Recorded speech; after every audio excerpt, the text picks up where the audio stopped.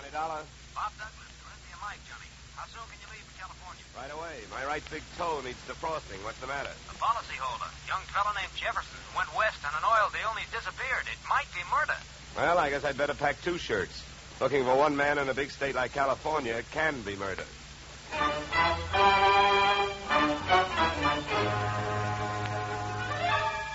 Edmund O'Brien in the transcribed adventure of the man with the action-packed expense account.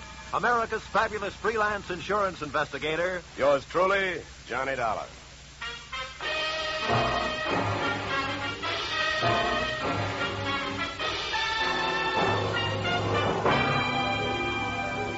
Expense account submitted by Special Investigator Johnny Dollar to Great Corinthian Life Insurance Company, Hartford, Connecticut.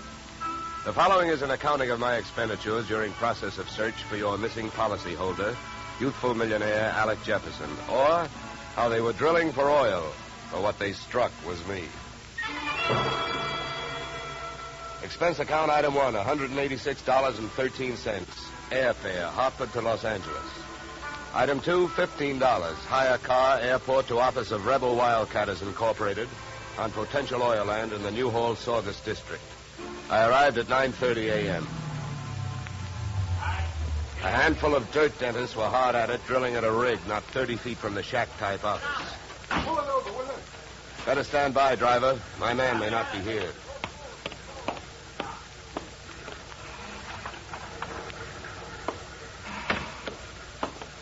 Morning. Can you tell me where I'll find Mr. Flaherty? You're talking to him. I'm Mars Flaherty. What can I do for you? My name is Johnny Dollar, Mr. Flaherty. Yeah. I've been sent out here by the Corinthian Life Insurance Company to see if I can get a track on your partner, Alec Jefferson. I see.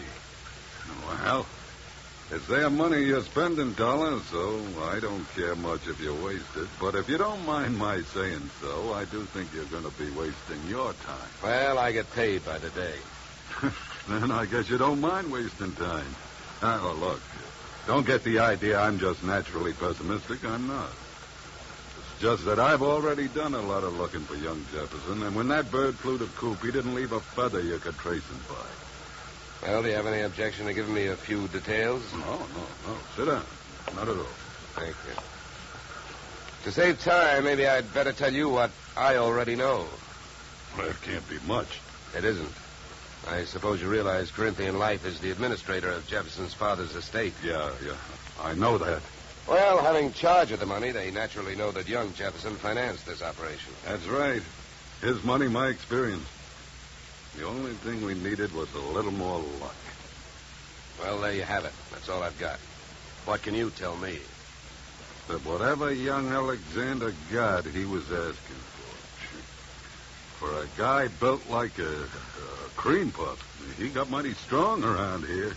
Around an oil field, that isn't healthy even for a big guy. How do you mean he got strong? Too much money, too much opinion.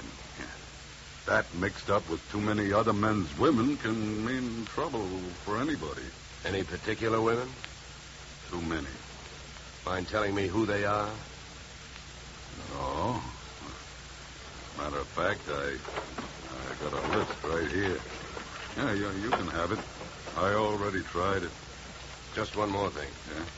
How and when did he drop out of sight? A week ago last night. Yeah, he left here at 5 o'clock for his apartment on the Sunset Strip in Hollywood. He never got there. I checked that, too.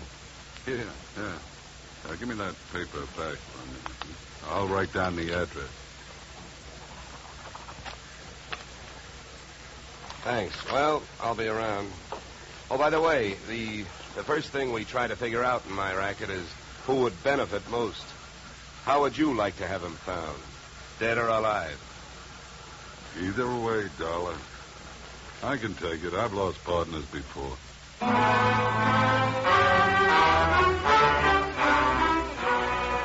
spent the next 20 minutes on a long shot, thinking I could pick up some information from the drillers. But it was a long shot that missed. Those guys wouldn't have told me it was a nice day. The outdoor life having got me nowhere, I decided to give the indoor type a try. First stop, Jefferson's apartment on the Sunset Strip. The lock was foolproof, but I wasn't fooling.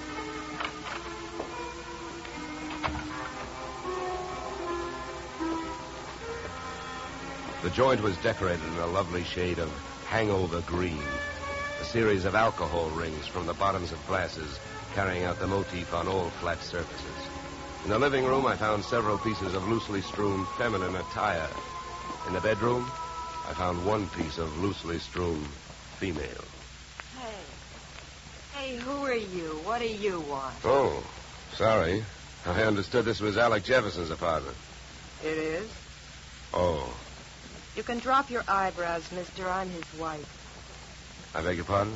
You heard me. I'm Mrs. Alec Jefferson. Pass me that robe, will you? Now to make coffee? Yeah, why? Well, how about making me some while I go put on a face? I guess so. You'll probably have to wash the percolator. To me, the best grounds for divorce would be coffee grounds and an unwashed percolator. So I washed it. I also made the coffee, wondering the while how she had made the matrimonial grade. Right then and there, I'd have given her the Bad Housekeeping Award. She looked like the kind of a girl who could get into a beauty contest, but like she'd never win it. Any way you looked at her, she was a new complication. Your coffee's ready. Yeah, thanks. Good. Find any clean cups? No, but I washed two. Here. Thanks. Now, would you mind telling me who you are? I'm an insurance investigator. I'm looking for your husband. Well, we should find him. I could use some money. How long have you two been married? Few weeks. Why? Routine question. Tell me, when was the last time you saw him? I was waiting here for him the night he disappeared. Any witnesses? If I need him. Okay. Tell me this. Do you have any idea why he disappeared or where he is? Not the slightest. Do you know a man named Morris Flaherty? Yeah. Yeah, I sure do. How well? I was his girl. So? By the way, have the police come to you yet? No, I went to them. You see, I'm the one who reported Alec missing. Do you know whether they've come up with anything? Nothing much. Up until now, he's just a missing person. They put Alec's picture on a television every night. I don't know that they're doing much else. They keep calling him a Caucasian. Look, please don't get so hysterical about this. It makes you so hard to question. Huh? Oh, nothing. Oh, I get it. Excuse me if I seem dense this morning. Morning. It's 3 in the p.m. All right, so everything about me's wrong. That's right. Look, you can think that I married him for his money if you want to. Suppose you're used to suspecting everybody of everything. But have you heard? There are two sides to every marriage. Do I look strong enough to have carried him to the altar? I never weighed him. But answer me this. If he swept you off your feet, why did he pull a fade out in the middle of the honeymoon? What should I know? Maybe he'd never seen a dame without makeup on before and had to go someplace to think it out. I wonder if there's anything to eat. I'm hungry. Look, I think I'd better be going. I'm not much of a cook.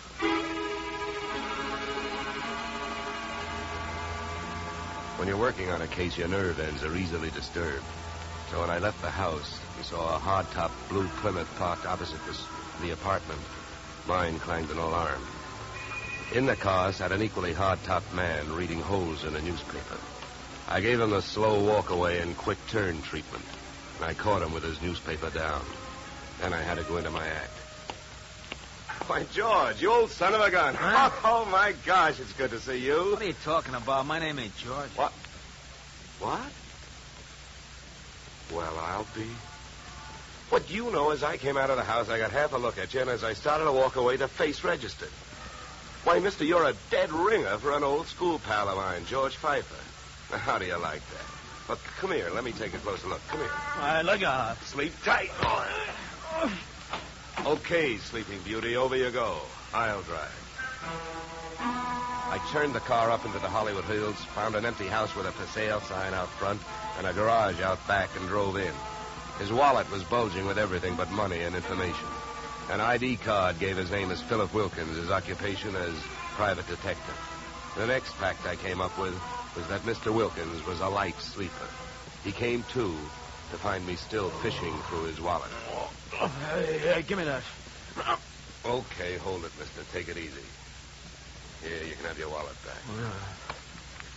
Now, keep calm, and everything's going to be all right. If you don't, I'll have to give your whiskers another dusting. All right, look, what's a big idea?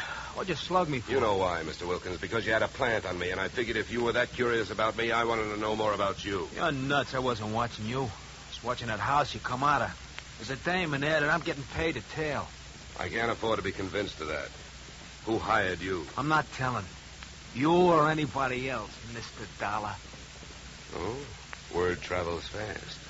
First you tell me you're not watching me, then you also tell me you know who I am. So what? Is that illegal? You went to see the dame that I'm watching? I was told you'd probably be around, and you was. You'll be in my report. If you're healthy enough to make it. What were you really doing with that stakeout? Were you watching the apartment, waiting for somebody to show up? Do you really have a tail on Mrs. Jefferson? Or did you follow me in from the oil fields? Why should I follow you? Maybe you and I got the same approach to this case. You found him yet? No, but it's still early. Who else is interested in finding Jefferson? I hear he's quite a playboy.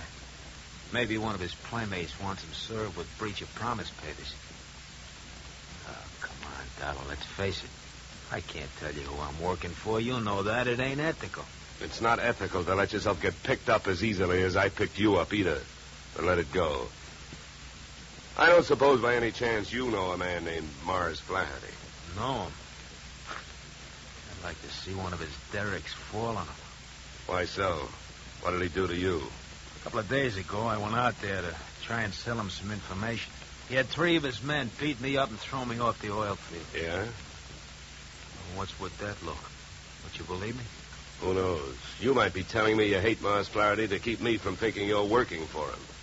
I think you better get out of this car and let me drive away, Dollar. You're in a lot of trouble. I don't think so. Oh, you don't think so? I can have you pulled in for kidnapping. If that's what you have in mind, then first you'd better get a few witnesses for yourself. Now, come on, suppose you calm down for a minute. If you really hate that guy, well, maybe we can make a deal. It's against him, I'll deal with it. How much do you know about Flaherty? My bookie's marked lousy from way back. He's promoted about 50 wells, and none of them ever happened. He's wild to hit oil. It's my guess that he's got a hunch that this is the big one. That's why I think his partner disappeared. Yeah, what difference would that make? Even if his partner turned up dead, Flaherty would still have to split any profits with young Jefferson's estate. Maybe not. I know they had a queer deal. Well, who'd know about that deal besides Flaherty and Jefferson? I don't know. But I do know one way of finding out what it is. How's that? Flaherty keeps all his papers in the safe in his office. I've even got the combination. I'll give it to you.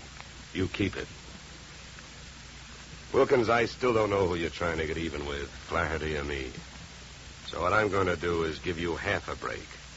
Then I'll only be taking half a chance. Yeah, now why don't you want the combination to the safe? I don't need it. You're going to open that safe. Because you're going out there with me. Tonight.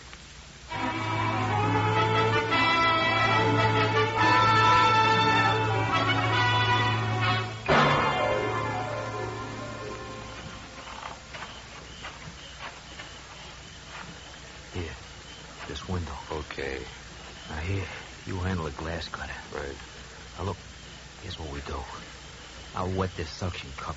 Get a grip on the glass, eh? Now, you cut around the outside edge, and I'll lift the paint out in one piece.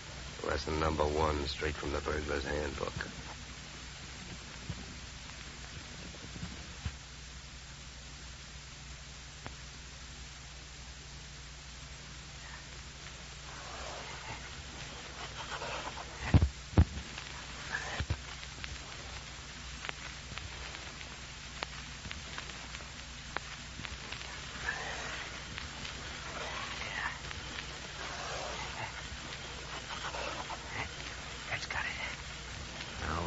There's a little tap with the knuckle.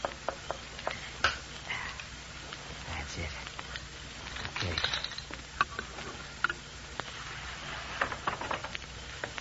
All right, in we go. You first. Okay.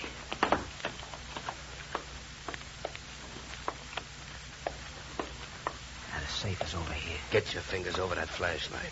For all I know, you might still turn out to be the local Paul Revere. Yeah, that's right. I might. Here. You hold the light. Thanks, I will. Go on, get to work. All right. I'm as anxious to get this over with as you are.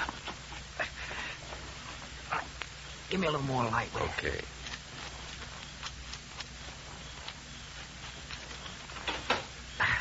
There you are. All right, go to it. You go to it. You reach in. And if your hand comes up with anything heavier than papers, I'll cream your skull. Will you stop your worrying? Here. Nothing here. Nothing. No. All right, you got him, that's all. Stay down there. I don't want to walk off with anybody's government bonds. Here. I got all I want. You put these back. All right. Now, close it up.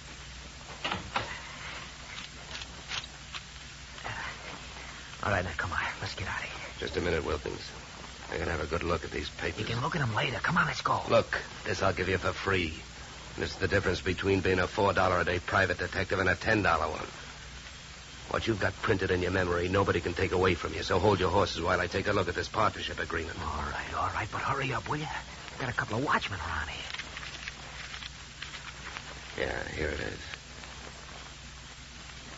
Okay, let's go. You first.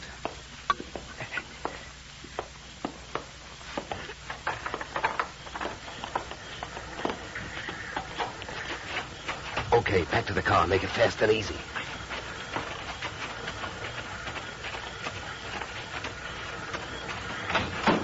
Get in. Over here. You drive.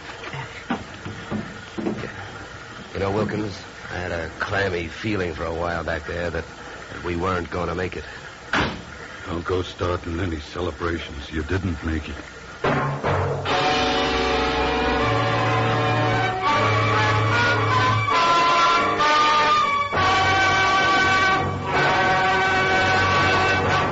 In just a moment, we will return to the second act of yours truly, Johnny Dollar. But first, and youngly Johnny Dollar to Bing, Gary Cooper, and Young Gary this Wednesday.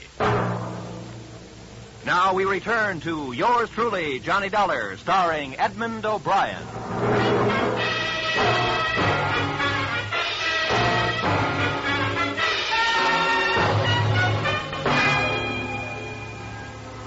There I was, wearing a gun muzzle for a back collar button. My left leg picked up the nervous vibrations of my front seatmate, Philip Wilkins. Mars Flaherty in the back seat was so close I could almost identify the brand of the bourbon he'd been drinking. I suppose you got what you went into the office after, huh? I not only got it, I memorized it. And it makes you look bad. Yeah, then I don't have to explain to you why I don't want you two guys or the paper running around town on the loose. Well, it's a corporate paper. That means it's on file somewhere. So what difference does it make? Start the car. Where we going? To my house. Go ahead. Get going. Okay, Wilkins, you better roll. What's at your house? The reason that paper makes a difference right now. The guy you came here looking for showed up. Alec Jefferson, where is he? He's where we're going. My place. Well, and I guess maybe my employers have got nothing to worry about. Nothing but paying off on his life insurance. Alec Jefferson's dead.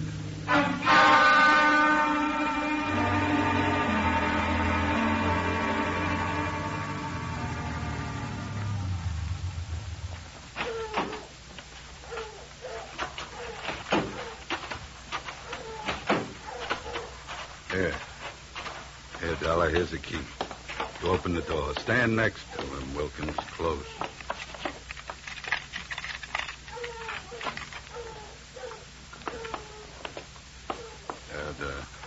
The light switch is on your right. There's your boy, Dollar. Died young, didn't he? Yeah, the thing is, it looks like he died in my house. Now, what do I do now? If you're putting on an innocent act, you're doing pretty good, Flaherty. How's the rest of it going? I've been around killings before, so I know how the rest of it goes. The cops take one look at this, they grab me, and before that happens, I got some work to do. So have I been around killings before. And I know how the rest of your story goes. You came into your house and you found him. Somebody hit Jefferson over the head with that piece of firewood to get rid of him and make you look guilty. You're being framed. Huh? The next chapter reads you've got 8 witnesses to prove you were at a church social at the probable time of death. That's the way I wish it read, but I haven't got any witnesses. I've been on the loose out in the hills ever since I saw you this morning. Oh, yeah? What are you, a nature lover? An oil man. In my racket, you never stop sniffing. When I came back and found him here, I headed it for the office. I wanted that paper you got out of the way for the time being. Would that gun of yours object if I looked the body over? Help yourself. Thank you. Any idea how long he's been dead, Dollar? Hard to tell. Feels like quite a while. Could have happened before I met you. What do you mean by that? Nothing. Hey, Flaherty. Huh? You ever see this before? What is it? An earring? No, let me see that. Here, hands off. Don't touch it.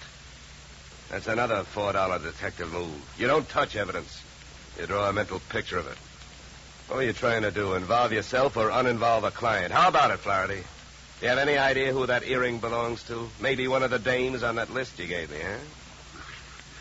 I wish I could get away with lying to you, Dollar, but I don't think I'm in a position to try. It belongs to Ada. Oh? Jefferson's wife? Not legally. What do you mean? I married her in Mexico in 45. She must have liked the scenery. She took Jefferson down there and went through a ceremony with him 2 weeks ago. Without divorcing you? That's right. You guys really turned out to be partners. How about that earring? How do you know it belongs to Ada? Well, it's one of a set I bought for her about 6 months ago. Well, I might as well tell you. They'd find out anyway. Uh-huh.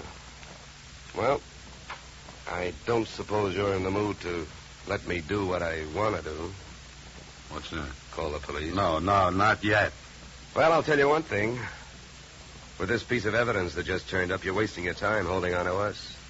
What you should be doing is getting to Ada before she flies the coop. That would really fix you up. Sure would. I don't want to see her get loose any more than you do. Then I guess we better go pay Ada a visit.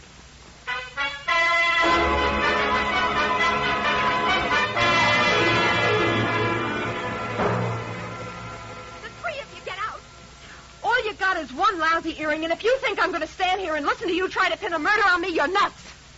Mars never bought me anything. He never gave me any earrings. How about it, Flaherty? That's too bad, Ada. If I thought there was a chance to help you, I would. But your earring was laying right there on the floor next to his body. Why, you wailing monster, you. What are you trying to do to me? Why, if anybody had reason to kill Alec, you did, you miserable thief. Now, wait a minute, Ada. Don't make yourself look worse by throwing a lot of accusations around. I know about the contract between Alec and Mars. In case of death, the survivor gains full control of the oil field. But a good piece of evidence will beat out a good piece of motive in any court in the country, and you've got both working against you. Get out of here. You don't know what you're talking about. I think I do. Knowing about that agreement, you married both these guys. Those Mexican marriages are just weak enough to help you beat a bigamy rap if it came to that. And just strong enough to help you collect if either of your husbands died. Your next move would be to divorce the one that was still living and take advantage of the California community property laws. Oh, you've got it all figured out, haven't you? Well, not quite. I haven't figured out why young Jefferson went to all the trouble of dropping out of sight and then showed up to get himself murdered. I think I can tell you. It was about time you told us something. I was working for Alec Jefferson. That's why I couldn't tell you, Dollar. I was getting paid to help him stay out of sight and keep my eye on these two. That contract had him worried. But when I uncovered the bigamy and told him about it, he decided to go to Flaherty and try and straighten it out, man-to-man basis. You know that, Ada? No. I don't know anything about anything. That's a lie. I was with him this morning when he called you. He told you he was going out there. You had plenty of time to get out there and wait for him. You can't get away with it. You can't prove anything. Now get out of here! Not before Don't mind the gun, Flaherty. I got her. No, let me go. Hey, none of that. Around you go. That's better. Yeah, much better. Now, come on, Angel, across the room. Well, Flaherty, don't you think I'd better call the police now? I'm afraid there's nothing else to do. Okay, then you hold her. You get your hands off me. You dirty. Get me police, operator. My name is Dollar. I'm calling from apartment 3C, Horizon View Apartments, Sunset Strip. I've got a murderer here for you. It's out in Newhall, but that can wait. Well, dead bodies usually do, but you never can tell about a killer. Well, that's it. You got a good tight hold on her, Flaherty? Yeah, I can handle it. Good. Then handle this. Are you nuts? What'd you do that for? I wanted to keep him on ice till the police get here. Mars Flaherty is our boy. What? Come here, Ada. What is it? Wilkins, take a look at her ears. What? I don't see nothing wrong with them. Well, that's just it.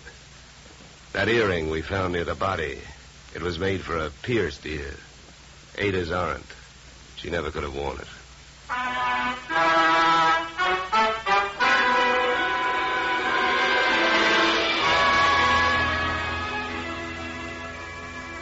Moral? If Flaherty had been a nice enough guy to buy jewelry for his wife when he had her, he wouldn't have bought the wrong kind of earring when he wanted to set her up as a patsy.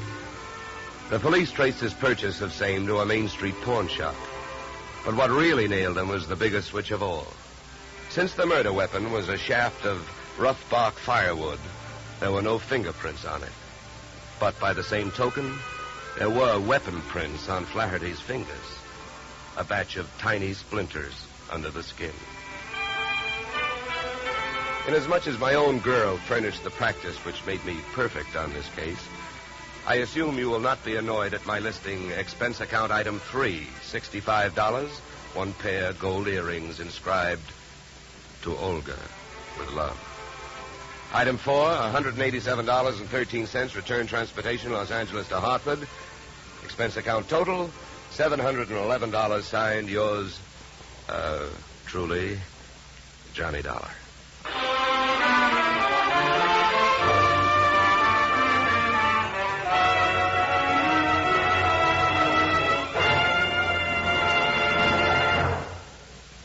Yours truly, Johnny Dollar, stars Edmund O'Brien in the title role and is written by Paul Dudley and Gil Dowd, with music composed and conducted by Leith Stevens. Edmund O'Brien can currently be seen starring in the Harry M. Popkin United Artists production, DOA. Featured in our cast were Michael Ann Barrett, Ed Max, and Tony Barrett.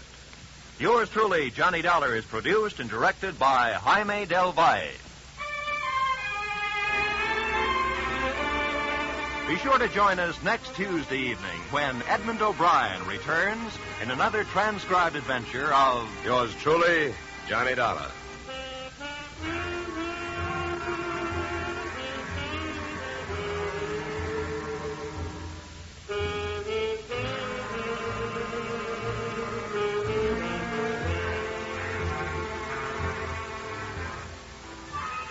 Blizzards in the western states, floods in Texas, hurricanes in Florida, tornadoes in Louisiana. Wherever disaster strikes, the American Red Cross stands ready to lend assistance. The Red Cross helps victims not only at the terrifying moment when disaster strikes, but also in rehabilitation. This is just one of the many nationwide activities of the Red Cross. Give generously to its latest drive. Now stay tuned for the adventures of Philip Marlowe, which follows immediately on most of these stations.